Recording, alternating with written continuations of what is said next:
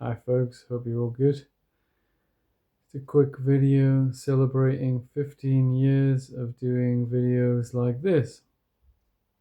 So, I don't have that much to talk about. I haven't been doing videos quite so much in recent years. I've been focusing on music more recently, but hopefully that will be finished soon and I'll be getting back to or possibly doing some more videos because I don't know what project I'm going to really take on at that point. I'll be doing more regular videos.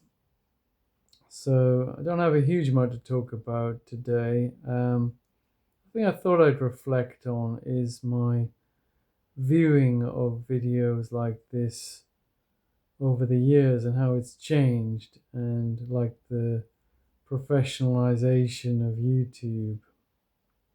So I started watching YouTube maybe more like 20 years ago, possibly 19 years ago. I had this night security job, and I remember back then was around the time I started noticing people vlogging and watching people.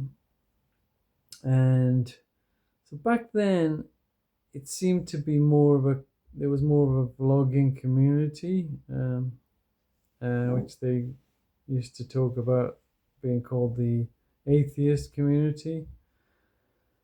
And so there were video makers making regular videos, all of them amateurs, it seemed, and they also seemed to be aware of each other's videos. They were doing, back then, they were like official response videos on YouTube. So you'd get a video, and then uh, above the comments, there'd be a section of video responses, which was really cool. And I think I did posted a few of those when I did start vlogging myself. And yeah, it was fun. So there was a big conversation and community type thing going on. So then the amazing thing is over the years I think it's got more professional, or at least the videos I watch seem to get more professional, or they've got better at throwing more professional videos at me. So I should explain that I've always tried to resist being spoon-fed content by Google or by YouTube, which is the same thing.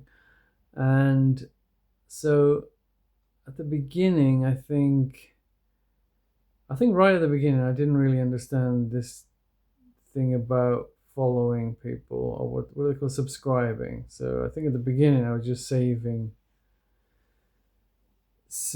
bookmarking videos,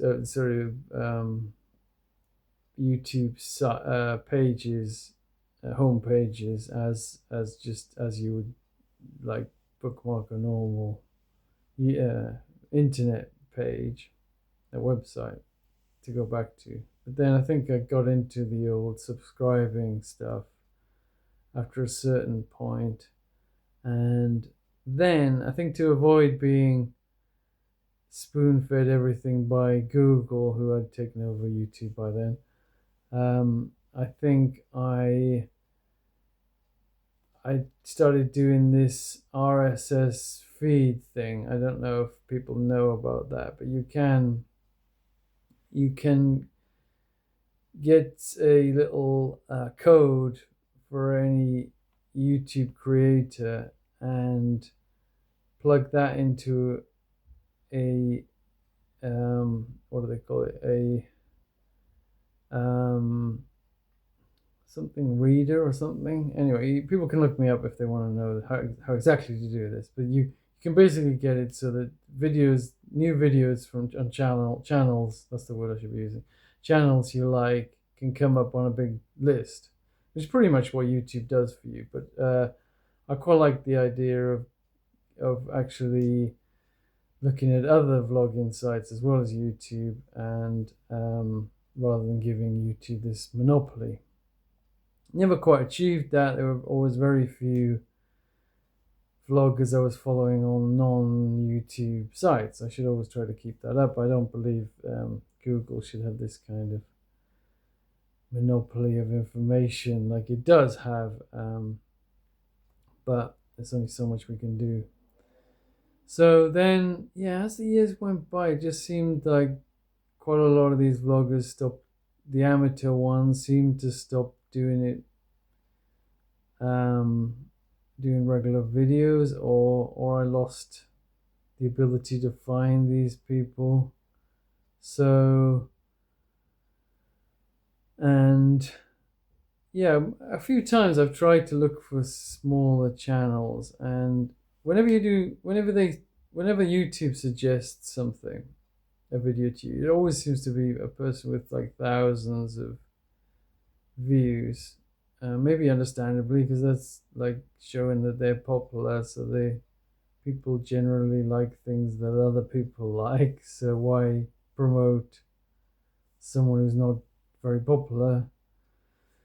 But as an egalitarian, I don't want to be all the eyeballs to be on one or two people. I want like a community and equality and sharing out all the power and all that kind of stuff. So I've always tried to resist that kind of thing. Other things, there's been other interesting trends over the years as well, because like at the beginning it seemed like a lot of the videos were between 5 and 10 minutes, let's say. It always seemed like a good length to me. When I started making videos, I tried quite strictly to stick to that kind of time range. In fact, I'm still doing it now. As I'm talking here, I'm occasionally checking how long I've been talking. So right now it's 7 minutes. So I feel now I should start thinking about getting to the end of it, just because of this 10-minute thing. But then there's been like two opposite trends. One towards really short videos and one towards really long videos. So at the beginning, there wasn't really this streaming thing. It might not have even existed. It might not have been supported by YouTube to begin with. So now there's a lot more live streams, but there's also these shorts. They really try to push these. And this is a really, for me, a horrible trend.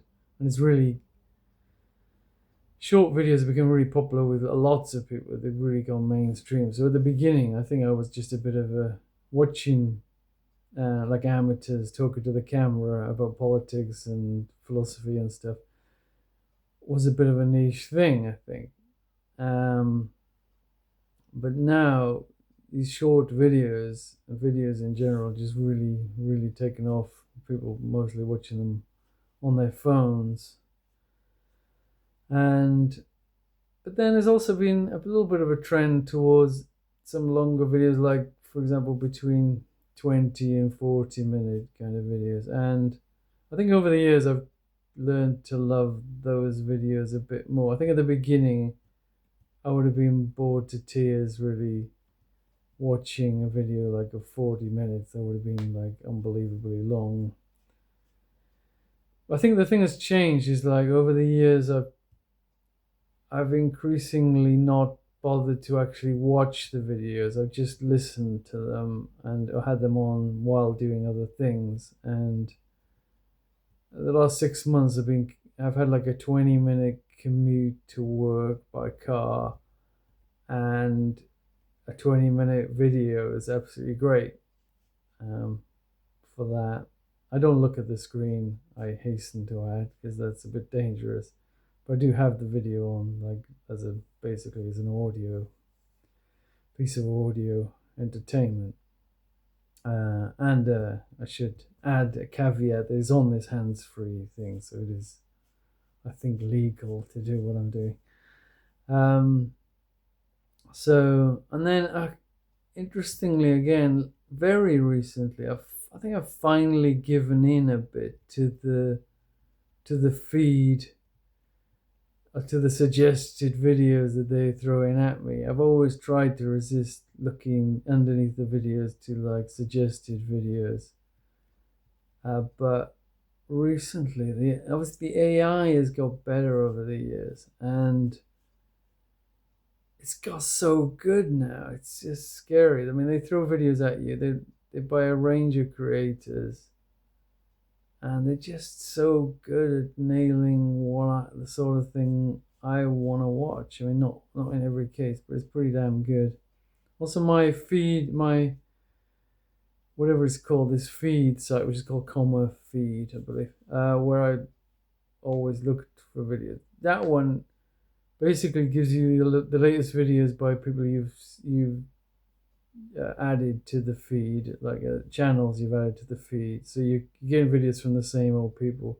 Also, my one doesn't have thumbnails on it, and it doesn't have lengths of videos. So earlier on, it wasn't quite so bad when videos were a bit more standard in length, although people I was following were doing these 10-minute kind of things.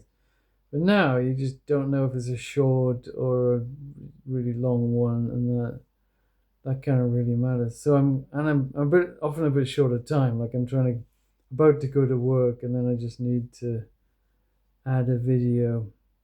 Oh, I've been using this watch later, I think, playlist all the time. That's really useful if you like in the car or something, because you can't mess around with like choosing videos while you're driving. So it has to automatically kind of go on to the next one on the list, and that's pretty cool. Anyway, so yeah, I guess I lament in summary. I kind of lament this